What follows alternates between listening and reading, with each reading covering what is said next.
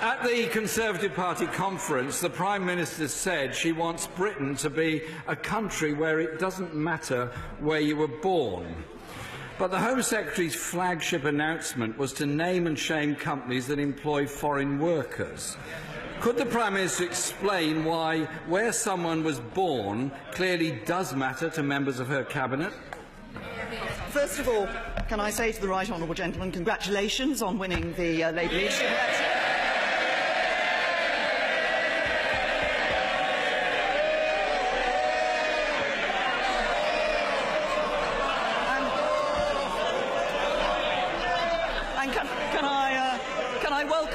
Can I welcome him back to his place in this House as his normal self? Can I say to him that the policy that he has just described was never the policy that the Home Secretary announced. There was no naming and shaming, no published list of foreign workers, no published data. What we are going to consult on is whether we should bring ourselves in line with countries like the United States of America, which collect data in order to be able to ensure that they're getting the right skills training for workers in their economy. Mr. Speaker, I am most grateful to the over 300,000 people that voted for me to become the leader of my party.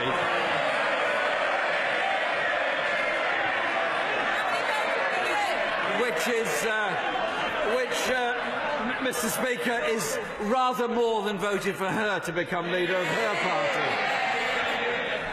She seems to be slightly unaware of what's going on. First, the Home Secretary. First, Mr. Speaker, the Home Secretary briefed that companies would be named and shamed. The Education Secretary clarified that data would only be kept by government. And yesterday, Number 10 said it was for consultation. And the Home Secretary clarified the whole matter by saying it's one of the tools we're going to use.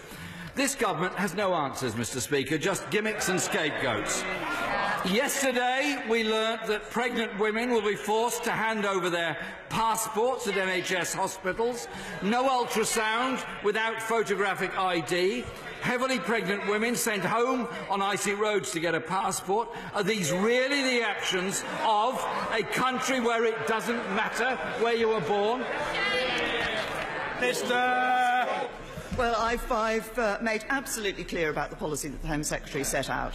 But I'd just say to the right honourable gentleman, he raises issues around the health service. I think it is right that we should say that we ensure that when we're providing health services to people, that they are free at the point of delivery, that they are eligible to have those services. That where there are people in this country who come to this country to use our health service and who should be paying for it, that the health service actually identifies those people and makes sure that it gets the money from them. I would have thought that would be an uncontroversial view. Of course, emergency care will be provided when necessary, absolutely without those questions. But what is important is that we ensure where people should be paying because they don't have the right to access to free care in the health service, they do. Some of her colleagues on the Leave side, Mr. Speaker, promised us £350 million a week extra for the NHS. She doesn't seem to have answers to the big questions facing Britain. On Monday, the Secretary for Brexit, when questioned about the government's approach to the single market access, replied, "We need hard data about the size of the problem in terms of both money and jobs." It would have been much easier if he'd simply asked his colleague, the Chancellor of the Exchequer, because he would have been able to tell him that the Treasury forecast is a £66 billion loss to the economy, 7.5% of the GDP. Can the Prime Minister now confirm that access to the single market is a red line for the government, or is it not? Well, the right honourable gentleman has asked me this question before, and yes. He says it's a simple question, and I will give him the simple answer. What we are going to do is deliver on the vote of the British people to leave the European Union. What we are going to do is be ambitious in our negotiations to negotiate the best deal for the British people, and that will include the maximum possible access to the European market for firms to trade with and operate within the European market. But I'm also clear that the vote of the British people said that we should control the movement of people from the EU into the UK, and unlike the Right Honourable Gentleman, we believe we should deliver on what the British people want. Someone once said that leaving the single market would risk a loss of investors and business, and we risk going backwards when it comes to international trade. That person is now the Prime Minister, and that was before the referendum. The Japanese government, Mr. Speaker, the Japanese government, Mr. Speaker, wrote to her in September worried about a shambolic Brexit. Many Japanese companies are major investors in Britain, such as Nissan in Sunderland, which has already halted its investment. 140,000 people in Britain work for Japanese-owned companies. They've made it clear that those jobs and investment depends on single market access. What reassurance can she give to workers today desperately worried about their future, their company and their jobs?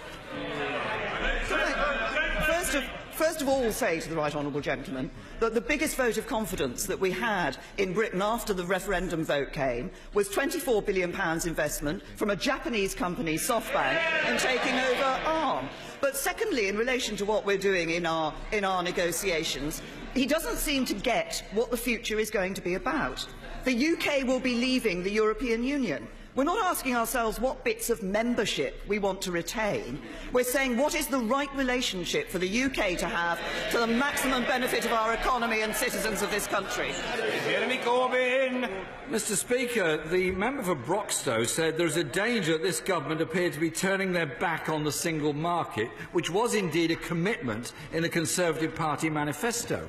The reality is that since the Brexit vote, the trade deficit is widening, growth forecasts being downgraded, value of the pound down 16%, an alliance of the Chamber of Commerce, Confederation of British Industry, British Retail Consortium and Trade Union Congress have all made representations to the Prime Minister demanding clarity.